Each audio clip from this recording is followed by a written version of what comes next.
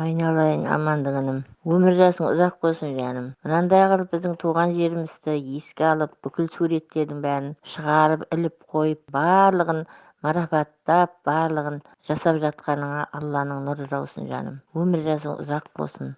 Бақытты бол. Бәрінде Жұмағали аға, Әлим апа, сіздің үйдегі әже, бәрін де білеміз. Күлән екі баста менің құрдасым еді. Бірінші класста екеуміз бір партада отырғанбыз.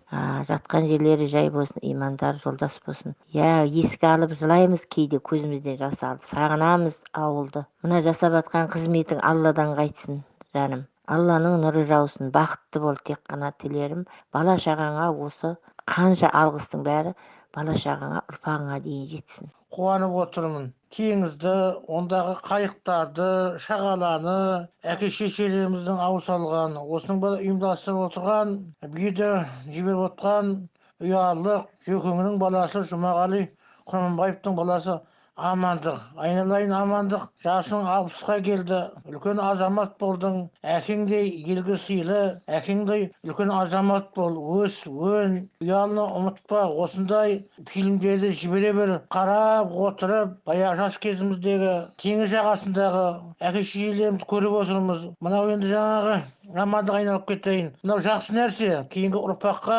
үлкен тарихи ескерткіш бұл, былайша айтқанда. Ұял деген, Бектау деген теңіз екен. Теңіздегі кемелер туралы кейінгі ұрпақ осы видеофильмдер арқылы біледі. Мына талаптарың оң болсын. Менде қолымнан келгенше Ұял туралы естеліктер жазып жатырмыз. Мына әрқашан аман болайық, сау болайық, жасай берсін Ұялы. Мына ой, ауылға деген сағыныш жүректі жарып шыққанда деген рас қой, өте рас нәрсе. Мына бірінен соң бір шыққан видеоларың өте күшті. Ой, ауылды айтса адамның жүрегі елжірейді ғой, бәрін көріп. Мынау чат ашылғалы шыны жақсы болды.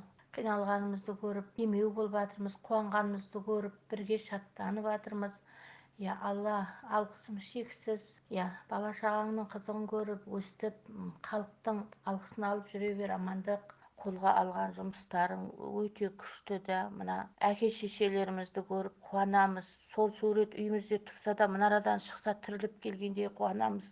Мынаны көріп жылап алдым. Мен өз видео шыққан сайын сағынам. Алла разы болсын саған. Барлық кісінің бәрін танып отырмын. Қолдарымыз дерт көрмесін. Мынау елімізде тұрған халықтың, адамдардың есімі мәңгілік жүрегімізде сақталады. Балалық кезімізде ойнап асыр салған жеріміз, ой, жарықтық. Сонда біз тұрған кезде тартылған екен ғой бұл су. Сонда біз далаға суға жетпей қалып қойған екі кеме тұратын, соған ойнайтынбыз. Есіме түсіп жаман болды. Ана қайыққа аяғымызға бек тақа қылып жүрейік деп, ол кезде жаңағы жіптер, шығыршық, кішкентай шығыршық жіпке айналып тұрады.